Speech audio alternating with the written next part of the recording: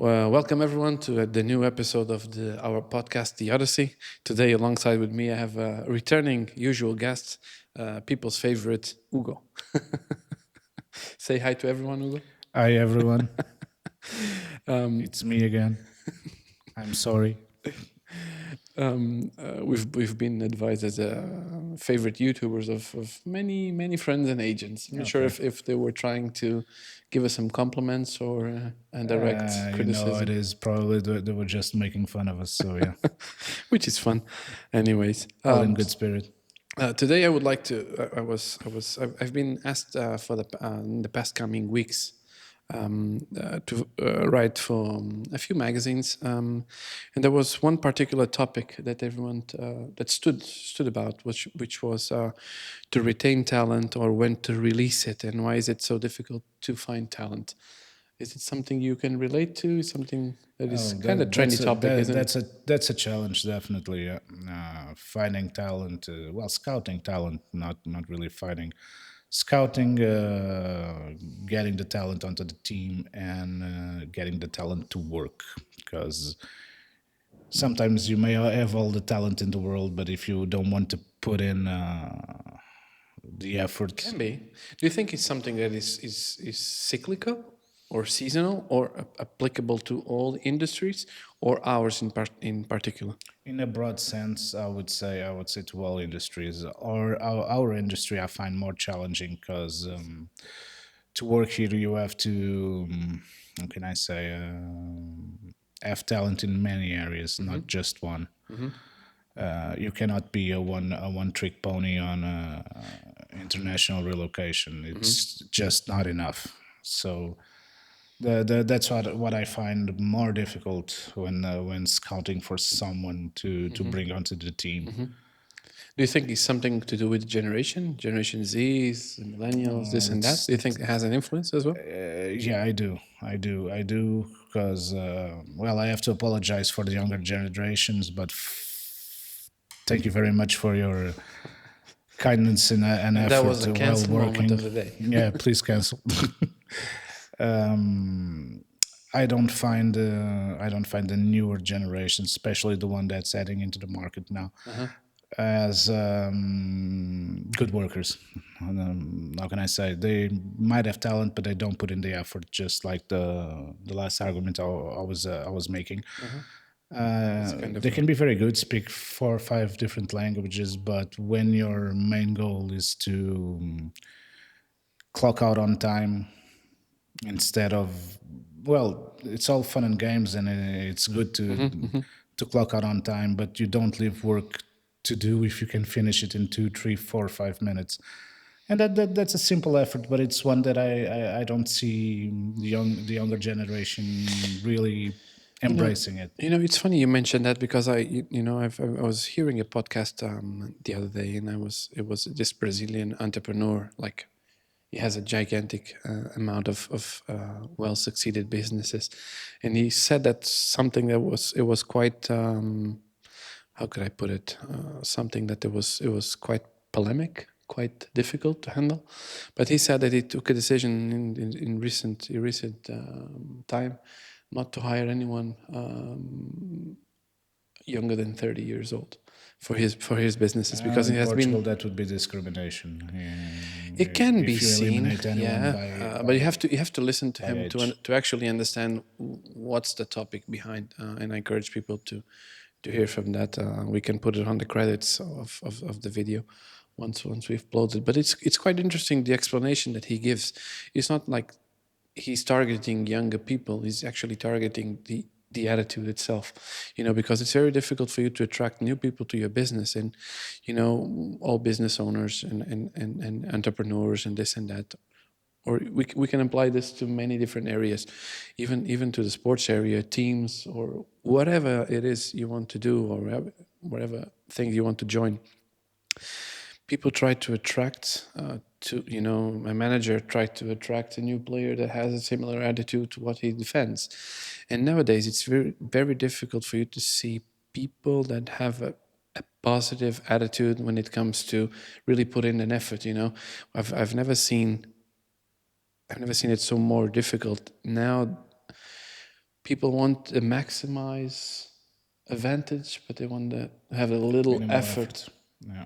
and it's really difficult, and that's why it comes to a struggle when they try to attract new talent and to actually keep it, because some people have talent and they are just not eager to work on it, Yep. because I want a shortcut. I'm always looking for shortcuts, and usually shortcuts don't lead anywhere, and people find it,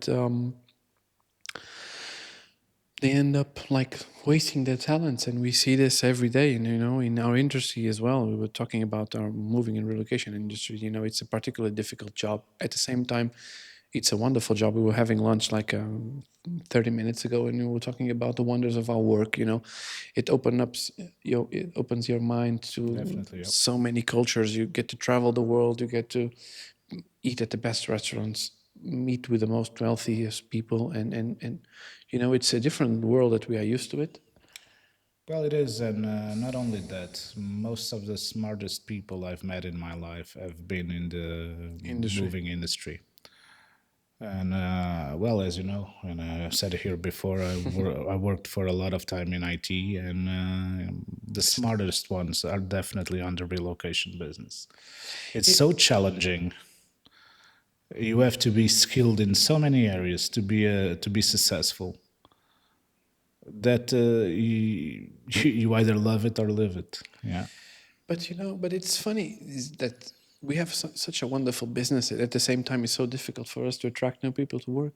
I imagine if you were born 15 years ago or 16 years ago, and you have the opportunity to join a company or join a corporation and work and travel. Wouldn't you want to do that?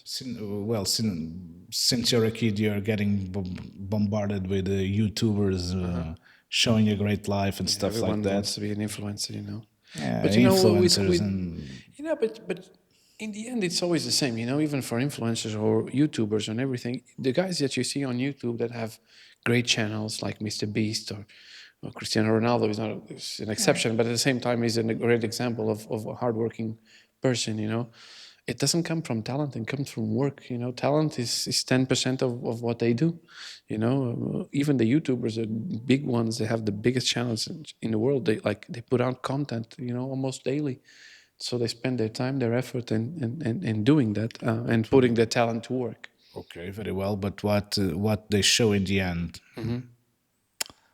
doesn't really reflect that there's a lot of work behind it. Yeah. It depends. You have to read under the When lines. you're 16 and you're But you have to read under the lines. okay, you read under the lines, but you're 34. Yeah. Okay. 30, Well, no, 36. You're getting old, my I don't friend. even know.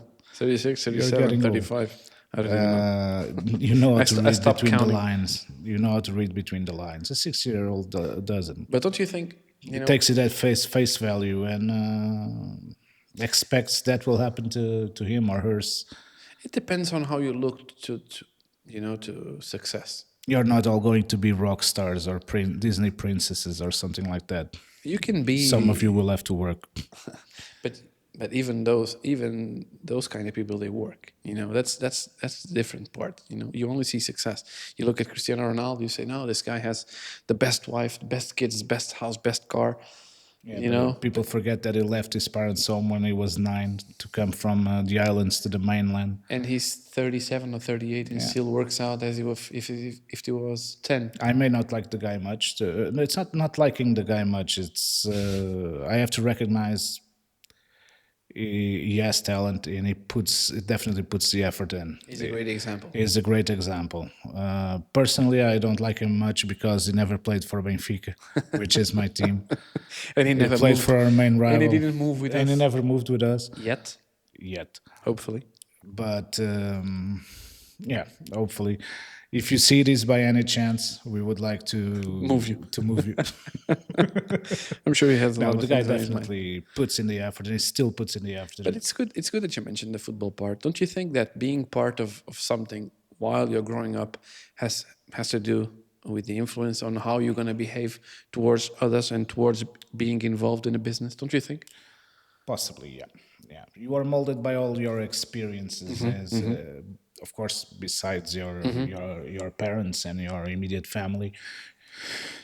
You are molded by all the The experiences environment and surrounding you. environments you walk through your life, especially during that Uh-huh. during the adolescence and the late childhood, and that will reflect how you enter the work industry. Yeah, Okay. You know, I speak for myself. You know, I've been on this nostalgical path quite a while you're now. an old man.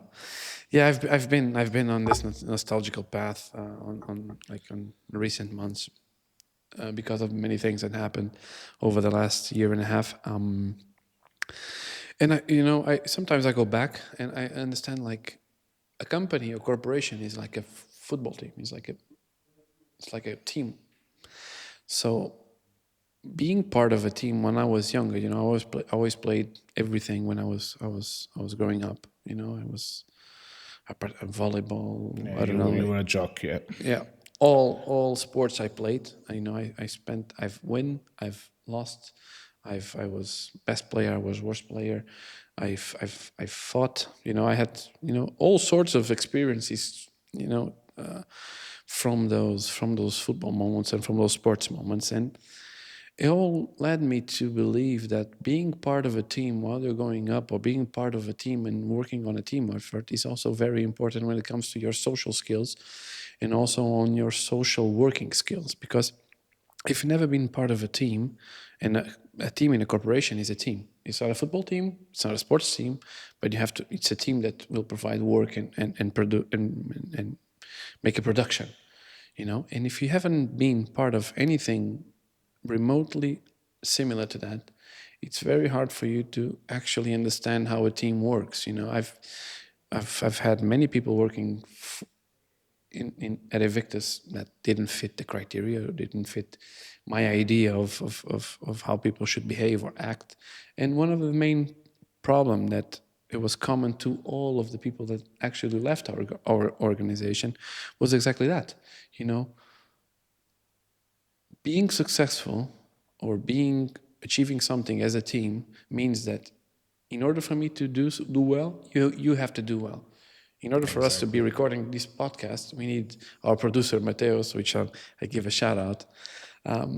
You know, it means that your success is going to be my success.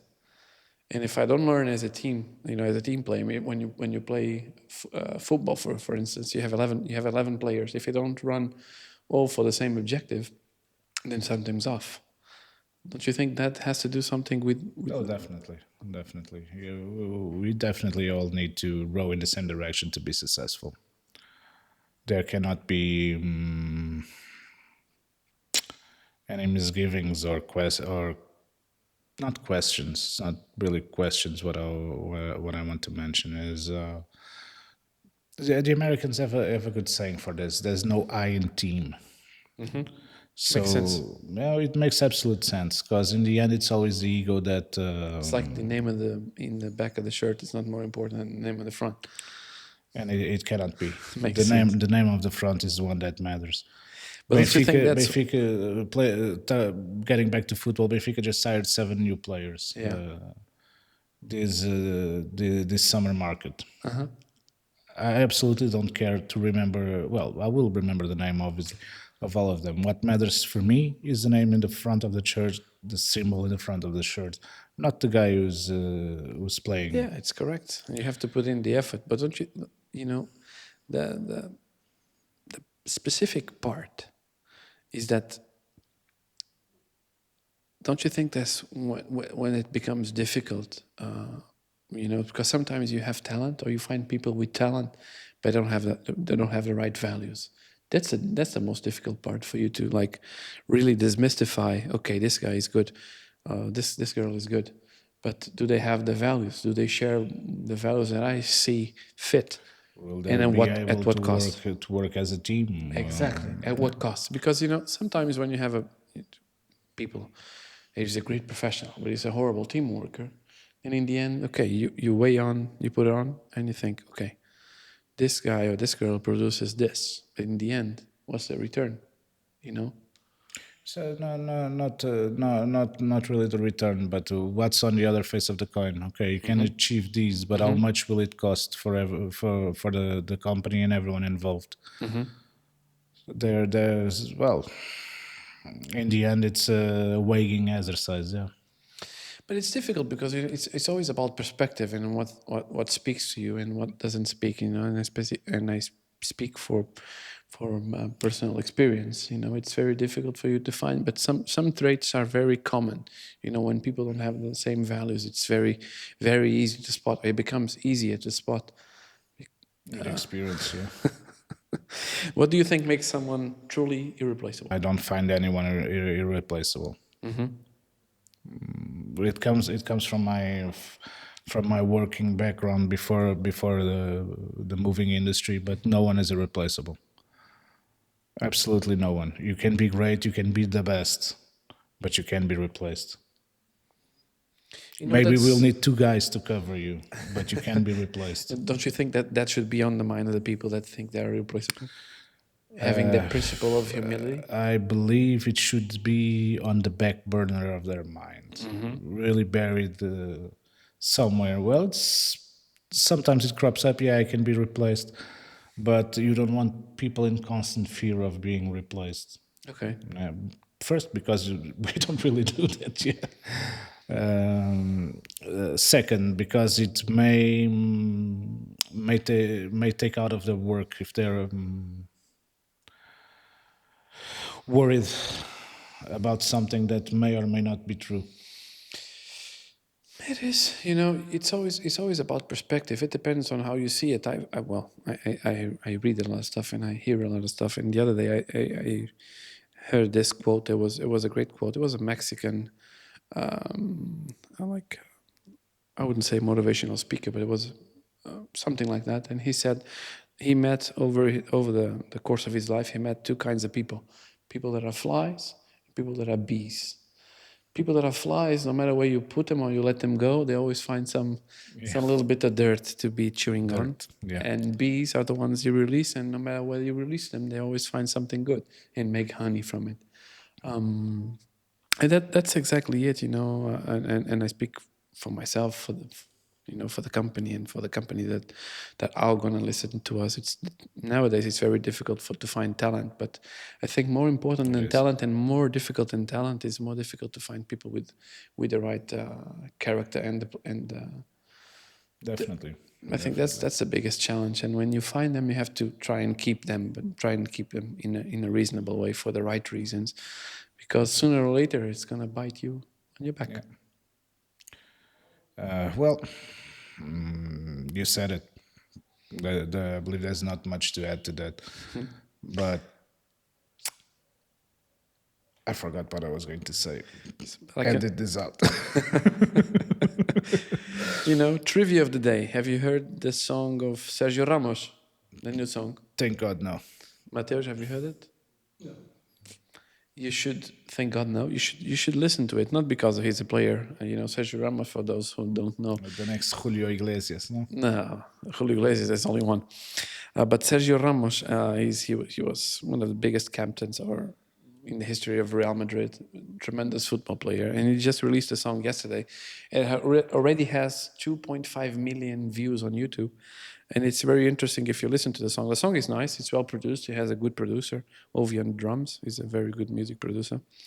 But the song itself, it's about Cibeles. Cibeles, the Plaza Cibeles? Plaza, yeah. Is where they celebrate the championship. I know. And this and that. And if you hear about the song, it goes well with the topic that we have been discussing. Because on the song is like a goodbye letter, but from someone who's still heartbroken from leaving the club, and if the club didn't retain his talent the way it should, you have to actually listen to the song and read the lyrics. You're gonna like it because it really, it's a great, Real Madrid is a great example of when your time is up, is up. Yeah. Some people think they are gonna There are no irreplaceables in Real Madrid. exactly that. But in the end, companies are like a factory. You produce your point, and sometimes your journey there is over. But it doesn't mean it was a bad journey. It doesn't mean you could have done more, or it doesn't mean you've done less than when you could. But it's like building a building. They always take the scraps from the outsides, and the building still goes up. And I encourage everyone to hear the song and actually read the lyric, because it gives you a perspective that sometimes it's difficult for you to let go of people, but sometimes is what necessary for you to do, because that journey is over and you need to explore a new path, or go a different route. On the topic of finding and hiring talent, what do you look for in your recruitment process? Okay, in my recruitment, that's a good question. It's not. It always depends on the target that you are trying to achieve, or the position of the department. If it's someone for the pets, it has to be someone that has a fond love of pets. Or if it's someone for sales, it has to be someone that has good connection with people and likes to speak with people. If it's someone from the office, it has to be methodic. What is common to all of them, and to me, on me particular, they have to share my vision and to share my values. And my values are not very, or to me at least, they're not very difficult to understand or to explain. We have a big board upstairs that has respect, teamwork, humble, and being kind, and doing things for the right reasons. Those are the main things I look for in someone. And I think most company owners, or most bosses, or people that hire, like from the PRs, that's what they want. Because teach them a profession, you can always teach someone how to do this or to do that, but teach them character is something that you cannot teach. You cannot teach character. Either you have it or you don't, and Exactly. that's what I look for in someone. And even here, when we do the assessments, people do technical assessments, and I always assess their social qualities, and that's what I try to find, look for someone. Okay. So, if you get two different resumes, one very very professional, a person that fills all the blanks on All it takes, paper, takes all the box. ticks all the boxes, and you have someone that never worked in the area. But sorry, I forgot to mention, but this person is a cunt. And then you have another resume with What do you mean by a cunt? not, yeah, by a person that is not a cunt. It's pretty sociable. You see that it can be a good fit to the team. What would you prefer? A guy with given evidence that he can work, The other guy, for sure, the new one? without thinking twice. Without thinking twice. Because the other guy would be able to, having the right values, I would be able to provide him the right tools for him to develop as a professional. This guy, in spite of having all the professional tools already in the know-how in him, I wouldn't be able to change him, because it's and these kind of people, and they have negative traits. Not only they are not influenceable for positive traits, that they have a negative impact on everyone around them negatively. So I would go for the second, For the second one, with no for sure, experience in the area. without experience at all. You can always train them, yeah. Yeah, And you cannot teach character. exactly. What's harder for you, to fire someone, or when an employee comes up to you, a talented employee comes up to you and says he wants to leave? Well, what makes you sadder, so to say? That's a difficult question. What makes you sad? When you're a company owner, an entrepreneur, you have to learn that become sad about things is not the best route for you to take. That's one of the. It's obviously those two situations will leave you sad, because if you do things with your heart, and you do things, when you have people working for you, and no matter if you fire them, or they come up and they resign, you always get that feeling that what could I've done differently. Where did I fail, and where do I go, and how do I continue? That's one of the things that comes to mind. Speaking for myself, both of them leave me sad, but I've tried to, over the course of the years, to change that sadness into something different. Okay, this has happened. What did I do something wrong? What did the company fail on? What are the reasons behind it? And could I've done something differently? And after weighing all of that, then I decide, okay, I could have done this, I could have done that, and for the next opportunity, I'll try not to repeat the same So mistakes. a learning experience for you So too. it's a learning experience. Every time I lose, and I've lost more than I've won. I've actually learned more in losses than in winning. If I were to reply to you very, fire people is it's more difficult than when people resign, because firing someone, depending on the reasons you do it, if you fire someone for fighting at the office or for assaulting someone, those reasons don't it's like turning off a switch. It doesn't matter. It's something that you have to do and it's Yeah, necessary. yeah, yeah. But when you fire someone that you like over the course of some specific reason that you don't agree, then it's difficult. It's difficult to do because when you fire someone, you're firing, and you have, if you worry about people like I do, within the company, you worry not only about the people but also about their families. And then firing is also, it never comes easy. It becomes quicker, not easier. And when they resign, it's different because they made a conscious decision. And They it's their choice, and they, no, not yours. exactly, exactly. And if they did that choice, it's because some of the reasons I might not agree with it, but they made them, Not up to you. not up to me. Yeah. Well, jumping from Let's this. move on to happier topics like No, it's an the war. interesting topic, and I would like to come up with every podcast we're going to have introduce this part, which is to have a funny story told in the first person, and a funny story, a bizarre story that we would like to share, because we could. Me and Hugo, we are always talking about that we could write a book with the things that we. Maybe one day we will do it. It depends on how much the public wants it. We are going to call it Les Miserables. And it would be funny. And I invite you to kickstart this funny story part that we will include in every podcast by telling us the story of when you went to do a survey with a certain Yeah, person. yeah, yeah. I can. That was a fun one.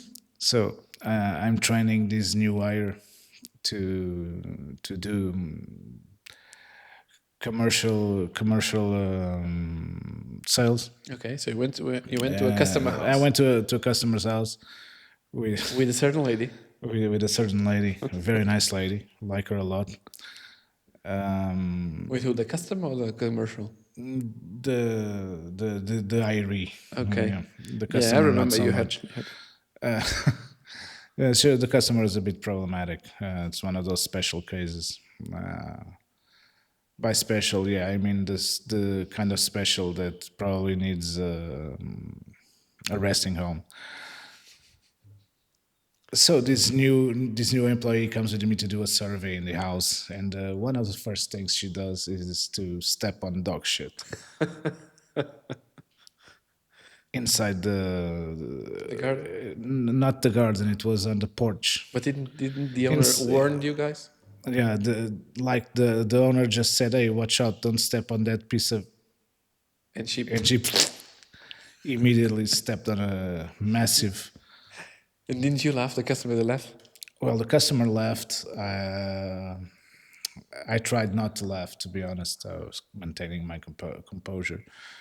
Yeah, you'll have to walk back to the company because you're not getting into my car like that. No, but And, in the end, she managed to clean it. and did she do the survey inside the house or she didn't? I politely asked her not to. Please do not come inside. Just stay outside and clean your shoes. So yeah, 1 minute in the house. 1 minute, probably less than a minute. Probably less than a minute. So my advice to future surveyors: look at the ground, especially when somebody says, "Hey, don't step on that piece of crap." It doesn't cost much, and spatial awareness. Yeah, train your spatial awareness. Yeah. And what about your funny stories? Oh, I have so many. I could, not involving someone stepping on shit, but I have so many. I'll tell one from my father, my late father. You know, he was always on the phone.